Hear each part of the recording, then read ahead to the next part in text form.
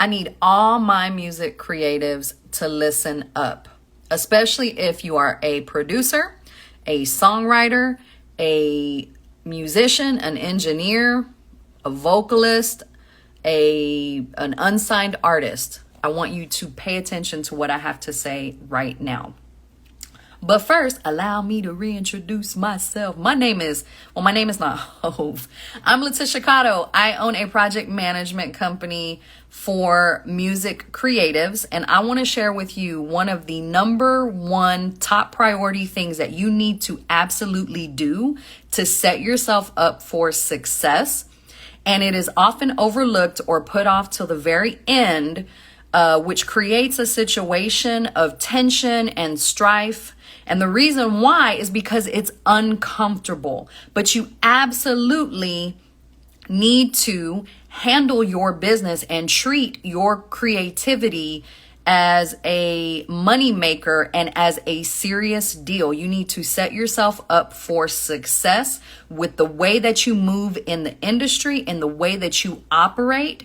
And that way, when you show people and you exude that energy of professionalism, it cuts down on the shenanigans by like 100%.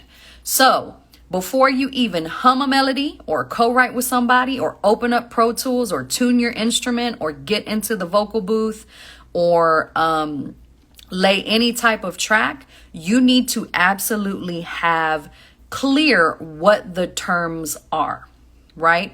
And when I say terms, what do I mean? Who gets what?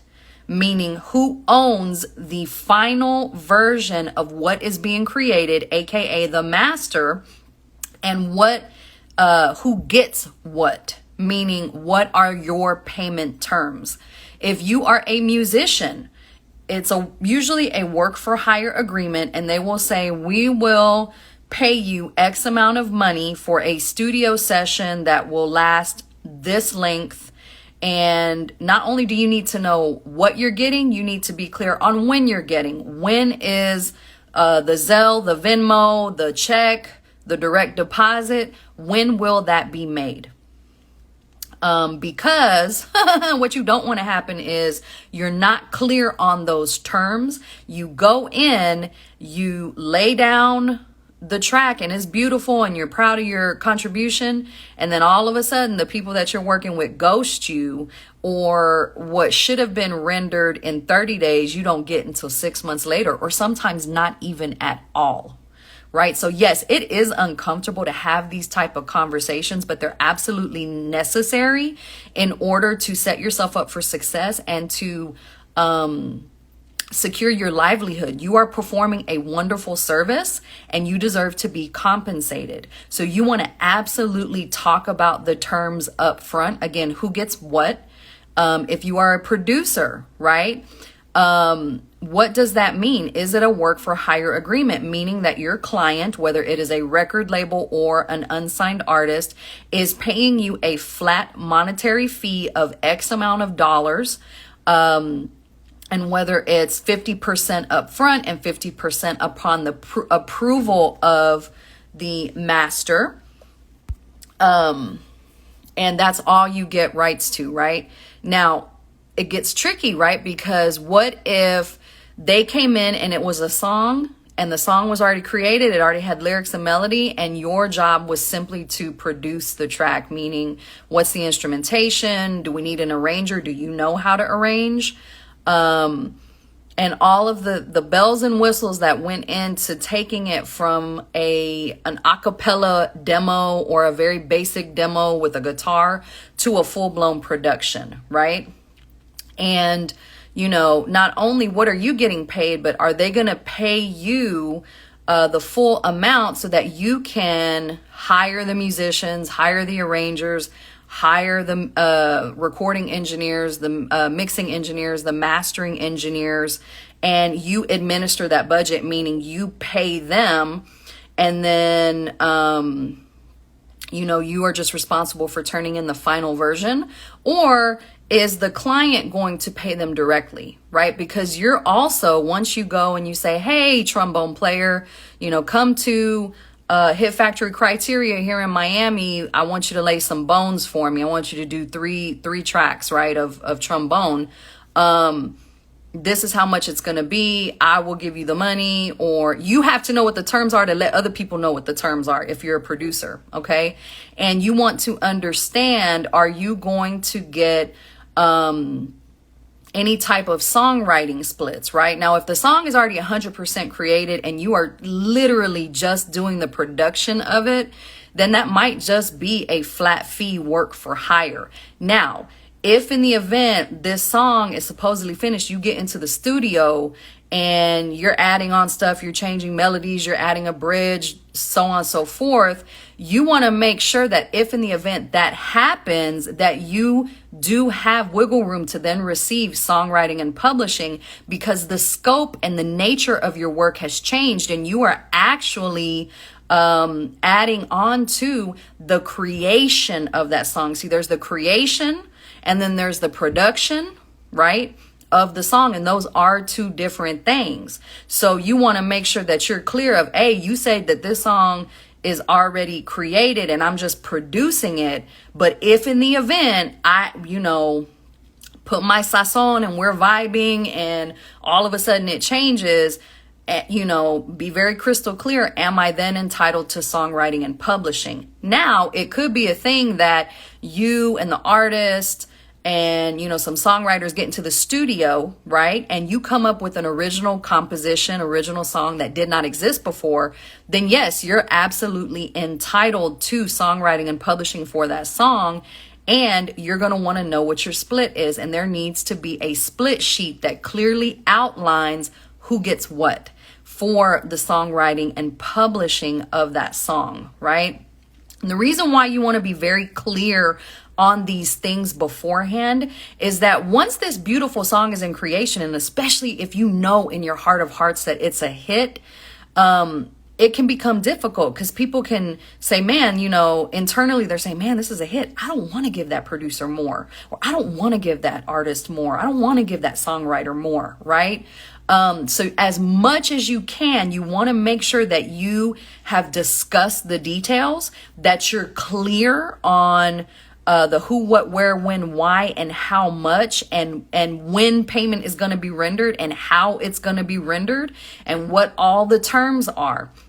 And there's a huge education piece that has to occur, because now, especially with the Googles and with the TikToks and with all of these, educational companies popping up, teaching music creatives about this whole music business world, you have no excuse to not be educated.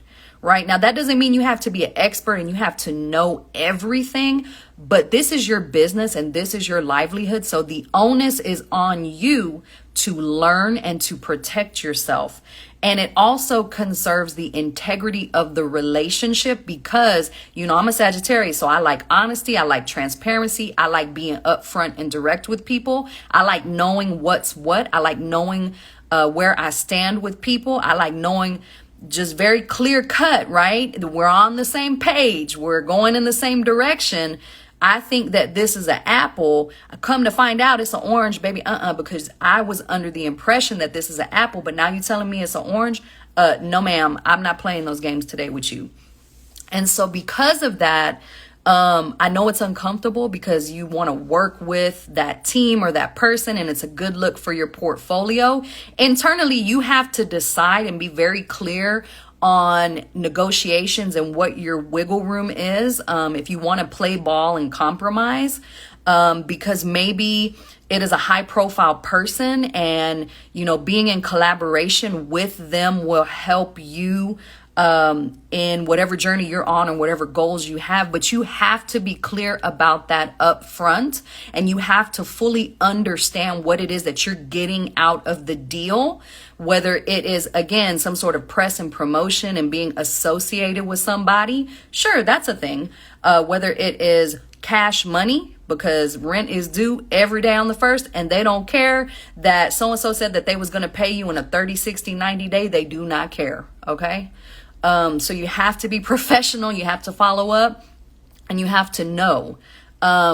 And, you know, creatively speaking, these are people that, especially if there's a vibe and you enjoy working with them, you want to work with them again, right? And so it's just good to know what to expect when you work with people, to build that rapport, and also to establish a a reputation of being trustworthy, of being honest and transparent. Yeah, there's a lot of shenanigans going on in the industry. It's a lot of people who are deceitful for whatever reason, and you don't have to partake in that, and especially you don't have to be that way. You can operate with excellence and integrity in what you do, and when you put that energy out, I guarantee you, you will attract. Like attracts like. You are going to find like-minded people who are talented and professional.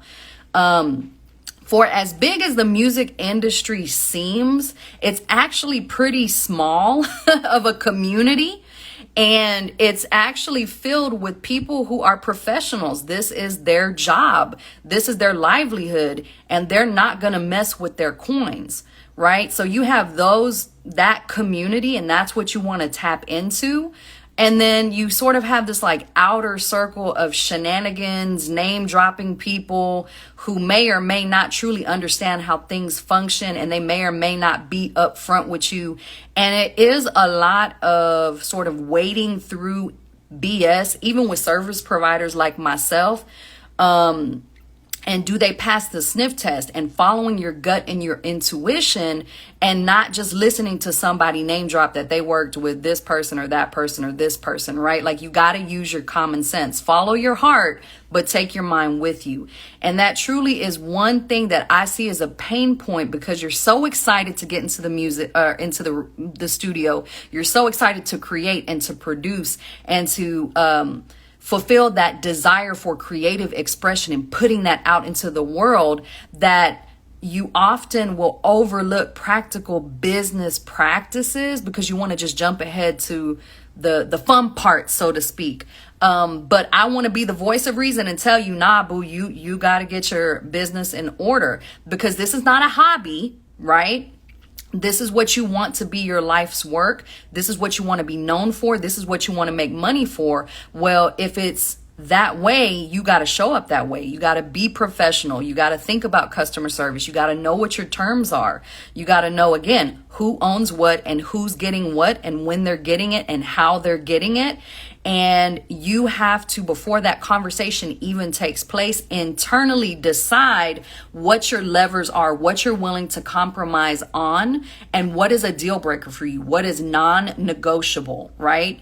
You have to know that beforehand, so that when you get into that situation and maybe you're dealing with somebody who is trying to tell you that they want to own 20% of the master, but they're not taking on 20% of the risk associated, not just with the creation and the production, but the release and the marketing and the performance of that music.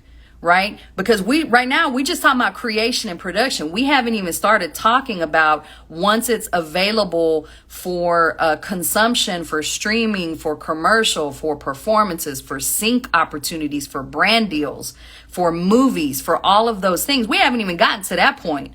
We just really just talking about you trying to go do a co-writing session with somebody, or you trying to do a production session, right? And so you have to understand creation and production, but you have to also understand it within the context of the entire music business ecosystem, right? And so that is what I help my clients with. And it's something that I love to do. I love working with independent artists. I love working with new talent. So if you're interested, DM me. You can also email me at info@letitiacotto.com. Let's jam. Drop a comment. Let me know if this was helpful. Believe in yourself. Believe in your talent. Believe in your music. And as a result of that belief, set yourself up with the systems, the processes, the people, right? So you might not want to have these conversations with a producer if you're an unsigned artist. You might not want to have the conversation with the producer. I'll have the conversation. you know, and you may not want to follow up about payment or understand what the terms are because te da pena, like it, I'm trying, how do you say that in English? Like it kind of makes you feel like some type of way, like you want to be a bother.